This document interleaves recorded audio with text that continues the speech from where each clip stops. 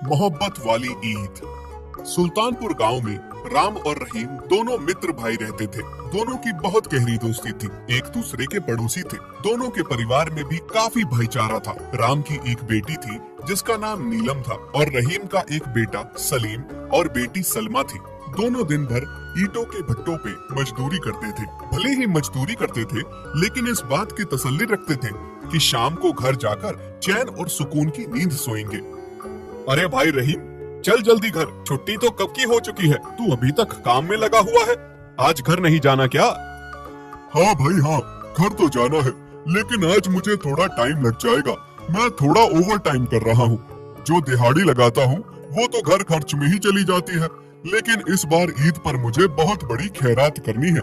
मैं चाहता हूँ इस बार ईद पर मैं गरीब लोगों को खैरात में खाना जैसे बिरयानी, कपड़े और बच्चों के खिलौने दान करूँ। जो मेरी तरह गरीब हैं, जो ईद पर अच्छा खाना और कपड़े नहीं खरीद सकते, उन्हें इस बार ईद पर मैं खैरात देना चाहता हूँ। मान लो कई सालों से ये मेरी ख्वाहिश है। मैं इस ख्वाहिश को इस ईद पर पूरा करना चाहता हूँ, चाहे इसके लिए मुझे कुछ दिनों तक ओवर टाइम ही क्यों न करना पड़े। अरे भाई, तुम्हारे बड़े नेक ख्यालात हैं। ये तो तुमने बहुत ही अच्छी बात सोची है। चल ठीक है, मैं चलता हूँ। भाभी के लिए कोई संदेश देना हो तो बोल दो।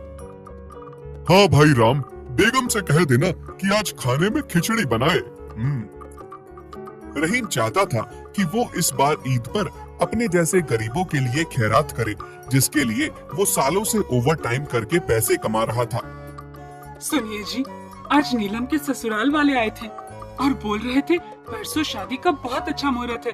अगर परसों शादी नहीं हुई तो रिश्ता तोड़ देंगे। पैसे के नाम पर घर में एक आना तक नहीं है, कैसे उसकी शादी करेंगे?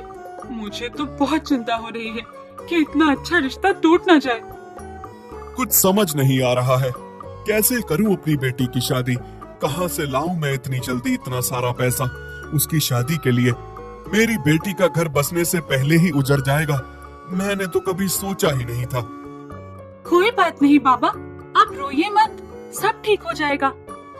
राम और सीता आपस में बातें कर रहे थे कि तभी रहीम की बेगम वहां आ जाती है। भाई साहब, मैंने सोचा आज खिचड़ी के साथ साथ खीर भी बना लूं, तो मैंने खीर बनाई थी। सोचा थोड़ी खीर आप लोगों को भी दे आऊं। जरा टेस्ट करके बताइए कैसी बनी है। हाँ भाभी, खीर तो बहुत स्वादिष्ट बनी है। भाई साहब, आप चिंता ना करें, आप आराम से खीर खाइए। नीलम बेटी की शादी की बिल्कुल भी चिंता ना करें। बस आप शादी की तैयारियां करिए। शादी परसों ही होंगी। मैं इस बारे में उनसे बात करती हूँ। रहीम की बेगम सारी बात अपने शौहर रहीम को बताती है कि किस तरह से राम और सीता बेटी नीलम की शादी के लिए चिंतित हैं। अगली सुबह रहीम राम के घर आता है। सीता, मैंने हर जगह हाथ पांव मारे, लेकिन कहीं से भी पैसों का जुगाड़ नहीं हो पा रहा है। अब तो मेरा सर चिंता में फटा जा रहा है। कुछ समझ नहीं आ रहा कि क्या करूं। तुम बिल्कुल चिंता न करो राम भाई, मैं हूँ ना। हर जगह तुमने हाथ पांव मारा, लेकिन मुझसे एक बार भी बात करने की जरूरत नहीं समझी। अगर एक सच्चा दोस्त ही दोस्त के काम ना आए तो फिर फायदा क्या? ये लो, मैंने कुछ पैसे जोड़ रखे हैं, तुम धूमधाम से नीलम बेटी की शादी करो। लेकिन रहीम भाई, ये कैसे हो सकता है? तुम अपने सारे जीवन की जमा पूंजी मुझे कैसे दे सकते हो? ये तो तुमने ओवर टाइम लगाकर ईद पे खैरात करने के लिए पैसे जोड़ रखे थे, है ना? तो तुम मुझे कैसे दे सकते हो ये? राम भाई, नीलम बेटी भी मेरी बेटी सलमा की तरह ही है। मैंने कभी उसे अपनी बेटी से कम नहीं समझा और तुम्हें अपने भाई से कम नहीं माना।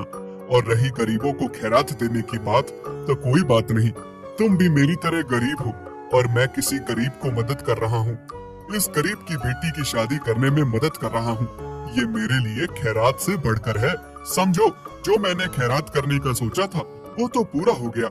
अल्लाह मुझ पर बहुत मेहरबान और खुश है जो मुझे ये करने का मौका दिया। बस अल्लाह हमें बरकत दे और हमारे हर गुनाह को माफ करे। भाई, तुम बहुत अच्छे हो। तुम्हारी ईद सफल रहेगी। अब तुम्हें दान करने की आवश्यकता नहीं है। तुमने एक गरीब की मदद की है। तुम एक सच्चे मुसलमान और सच्चे दोस्त हो। इस तरह से राम और रहीम के दोनों परिवार मिलकर बेटी नीलम की शादी बड़े ही धूमधाम से और खुशी से करते हैं। थोड़े दिनों के बाद जब ईद आती है तो ईद के दिन जब रहीम बहुत से लोगों को खैरात करते हुए देखता है तो वो इस बात के लिए बहुत दुखी होता है कि वो खैरात नहीं बांट सका।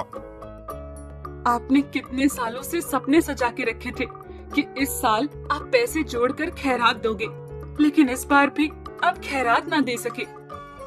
कोई बात नहीं बेगम, हमने किसी गरीब मित्र की बेटी की शादी करवाई, समझ लो हमने खैरात दे दी। अगर हम इस बार खैरात नहीं दे सके तो कोई बात नहीं, फिर से मैं ओवर टाइम करूंगा और 2 साल लगा के पैसे जोड़ूंगा, फिर जब ईद आएगी तो खैरात करूंगा।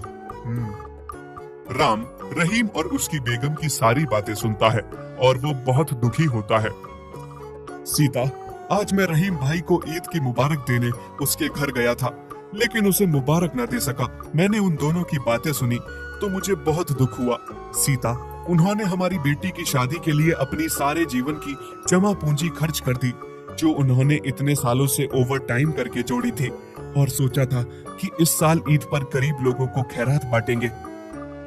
हाँ राम जी, आप सही कह रहे हैं, हमारी वजह से उनका सपना टूट गया। राम और सीता अभी आपस में बात कर ही रहे थे कि तभी दरवाजा खटखटाने की आवाज आती है। सीता जाकर दरवाजा खोलती है। जी बताइए भाई साहब, आप कौन? भाभी जी, राम भाई साहब घर पे हैं क्या? हाँ भाई, मैं घर पर ही हूँ, बोलो क्या बात है? पाए लागू भाई साहब, मैं आपके छोटे भाई श्याम का मित्र हूँ, मैं शहर से आया हूँ। आपके छोटे भाई श्याम की बहुत अच्छी कंपनी में नौकरी लग गई है। काम के चक्कर में वो खुद तो नहीं आ सका, लेकिन उसने मुझे भेजा है, और वो कह रहा था कि उसके राम जैसे भाई और सीता जैसी भाभी ने उसकी पढ़ाई पर बहुत खर्च किया है, इसीलिए वो अपनी पहली सैलरी अपने भाई और अपनी भाभी सीता के चरणों में रखना चाहता है। उसने आपके लिए कुछ पैसे भेजे हैं। यह सुनकर सीता और राम के चेहरे पर मानो खुशी की लहर दौड़ पड़ी और ऐसा लगा जैसे उस लड़के के रूप में साक्षात भगवान आए हैं। पैकेट खोलने में पता चलता है कि पैकेट में 40,000 रुपए हैं। सीता, देखा तुमने मेरे भाई ने कितना नाम कमा लिया है। इतने पैसे तो हम 4 साल लगा कर भी नहीं कमा सकते, जो मेरा भाई 1 महीने में ही कमा रहा है। हाँ जी, आप सही कहते हैं, बहुत होनहार है हमारा श्याम। ऐसा लगता है जैसे भगवान ने ये पैसे बिल्कुल समय पर भेजे हैं। सीता, रहीम भाई ने उस समय हमारी इज्जत बचाई थी, जिस समय हमारे पास फूटी कौड़ी भी नहीं थी। हमारी बेटी की शादी करवाकर हमारी इज्जत बचाई थी, तो आज हमारा फर्ज बनता है कि ईद के दिन हम उनकी मदद करें ताकि वो खैरात दे सकें।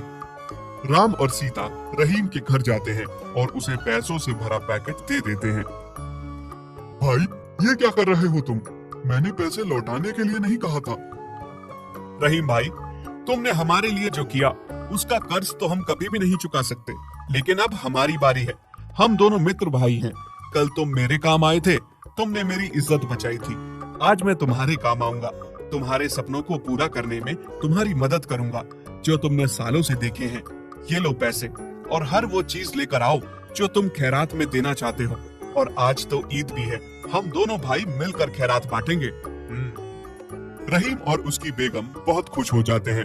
फिर राम और रहीम उन पैसों से बहुत सारा राशन, कपड़े और सामान लेकर आते हैं और फिर गरीबों में खैरात बांटते हैं। इस चीज से रहीम और राम दोनों को बहुत ही तसल्ली मिलती है। फिर दोनों परिवार मिलकर बहुत ही खुशी से अच्छे से ईद मनाते हैं।